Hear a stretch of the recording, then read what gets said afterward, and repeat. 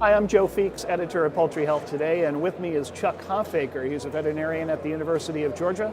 Chuck, thanks so much for joining us. My pleasure. Coccidiosis gets a lot of attention as a poultry disease, but when you think about food safety, there's also Salmonella, but I guess your research has shown that there can sometimes be a connection between the two.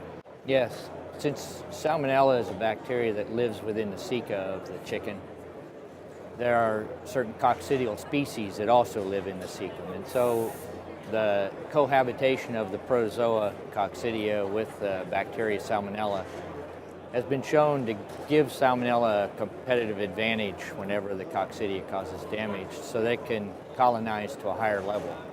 And would it be a certain strain of Salmonella that would interact more with coccidiosis than others? That we really don't know that answer. We've looked at Salmonella heidelberg. There's been some work with Salmonella enteritidis and Typhimurium, but we don't know if it's any particular cerealar that is more at risk of being affected to be at a higher level with Coccidia. Now, what about coccidiosis? There are several different Eimeria varieties. Have any of those shown to have more interaction with Salmonella? The different Eimeria species live in different spots in the intestine. And Eimeria tenella is the primary one that lives in the ceca. And what it appears is that as the tenella causes disease, at a low level, Eimeria tenella will actually make it more difficult for Salmonella to colonize. And we've looked at that as an advantage with usage of a controlled exposure like a Coccidia vaccine. But unchecked exposure to Coccidia so that the infection becomes large, then that gives Salmonella a competitive advantage, and it then will cause disease or cause a higher infection of Salmonella. So you mentioned coccidiosis vaccine. Are there certain types of management programs for coccidiosis that might do a better job of also keeping Salmonella in check? The only thing we've really looked at is one particular ionophore and the Coccidia vaccine, the Coccivac B. And what we've seen is that having a controlled exposure early, like we get with the Coccidia vaccine, caused the Salmonella to not colonize and shed at as great a level.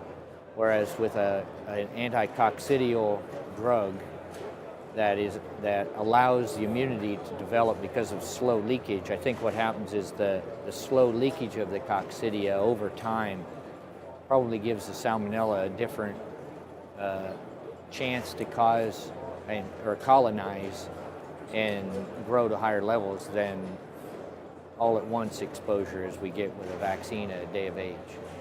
Now we have some poultry producers in the industry that are going antibiotic-free.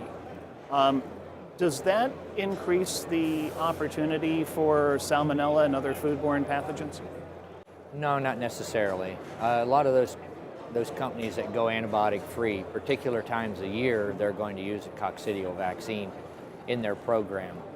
And then other times a year, they'll use a chemical coccidiostat, which most of the time those chemical coccidiostats are very effective at controlling coccidia, so that the coccidia don't have an opportunity to really grow much at all. So that also keeps the Salmonella from having that opportunity. So generally in climates like southeastern United States, we're going to use a coccidial vaccine when the temperature warms up in the late spring, summer, and early fall. And if the vaccine is applied right and we get good immunity, then it appears from the work that we've done that may give us an actual benefit to keeping Salmonella from colonizing. Is there a seasonal pattern at all to Salmonella? In humans, the vast majority of the outbreaks occur during the summer. And we really don't fully understand that. We think it's probably associated with people's eating behavior more than it is due to the chicken and the chicken shedding more Salmonella and say greater levels of Salmonella on poultry.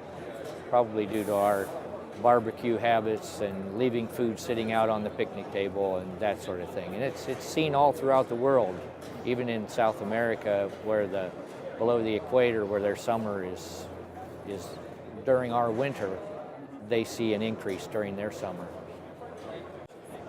What else can producers do to manage Salmonella effectively in their flocks?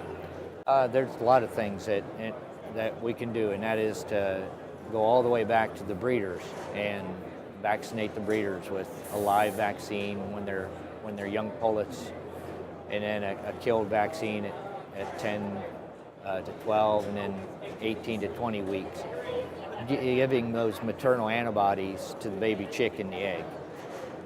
When the chick hatches, they've got antibodies so that when they're placed on the litter, they can resist colonization. That's a big, one of the big steps that we can use for Salmonella control.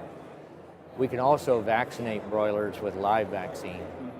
And in some instances where I've worked with companies that have had outbreaks traced back to their product, we have gone into broilers and vaccinated with live vaccines, and that has helped dampen down the amount of Salmonella going to the processing plant. What about management practices and biosecurity?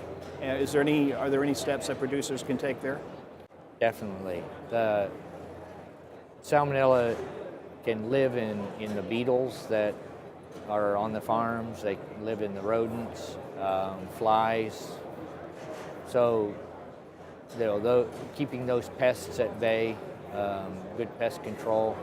Also, Salmonella can survive for very long periods of time in poultry house dust.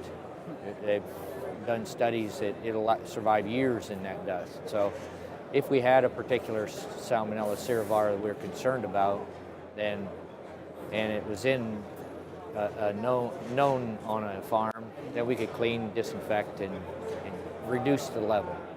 It's very hard to it's very difficult to eliminate Salmonella completely. I never want anyone to think that we're going to have Salmonella free. We're going to reduce Salmonella. There's more than 2,500 serovars of Salmonella.